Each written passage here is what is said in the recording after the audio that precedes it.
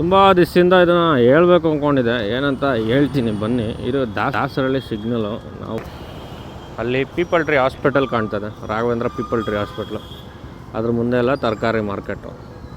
So metro pillar ಕೆಳಗಡೆ ಎಲ್ಲ market ಇದೆ.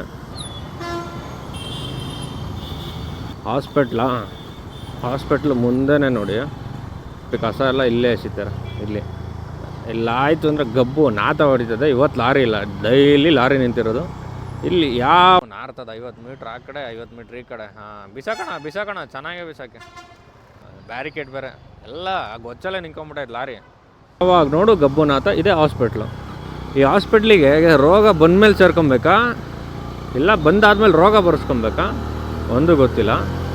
ಪ್ಲೀಸ್ ದಯವಿಟ್ಟು ಇಲ್ಲಿ ಇರೋರು ಯಾರು ಅಂದರೆ ನೋಡಿ, BBMP ಅವರು ಅಥವಾ ಇವರು ಕಾರ್ಪೊರೇಟರ್ MLA ಇದಕ್ಕೆ ಸಂಬಂಧಪಟ್ಟ ಅಧಿಕಾರಿಗಳು ಸ್ವಲ್ಪ ನಿಗಾ ವಹಿಸಿ ಪರ್ಮನೆಂಟ್ ಸೊಲ್ಯೂಷನ್ ಮಾಡಿದ್ರೆ ಒಳ್ಳೆಯದು. ಅಂದರೆ ಕ್ಲೀನ್ ಮಾಡಿಸೋದಲ್ಲ, ಕ್ಲೀನ್ ಡೈಲಿ ಮಾಡ್ತಾರೆ. ಡೈಲಿ 2 ದಿನಕ್ಕೊಂದ್ಸಲಿ ಸಂಜೆ ಹತ್ರ ತುಂಬ್ಕೊಂಬಿಟ್ಟಿರುತ್ತೆ, ಬೆಳಗ್ಗೆ ಅಷ್ಟು ಹಾಕಲ್ಲ, ಸಂಜೆ ತುಂಬ್ಕೊಂಬಿಟ್ಟಿರುತ್ತೆ. ಪರ್ಮನೆಂಟ್ ಸೊಲ್ಯೂಷನ್ ಮಾಡಿದ್ರೆ ಒಳ್ಳೆಯದು. ಅಲ್ಲಿಂದ ಲಾಕ್ದೇ ಇರೋ ಥರ ನಿಷೇಧ ಮಾಡಿ.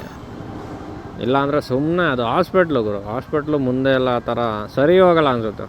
ಅಲ್ಲಿ ಹೋಗೋಕ್ಕೂ ಆಗೋಲ್ಲ, ವಾಸನೆ. ಅಲ್ಲಿ ತರಕಾರಿ ಮಾರೋರು ಅದು ಹೆಂಗಿದಾರೋ ಗೊತ್ತಿಲ್ಲ. ಹಿಂದೆಗಡೆ ಅವ್ರಿಗೊಂದು ನಮಸ್ಕಾರ.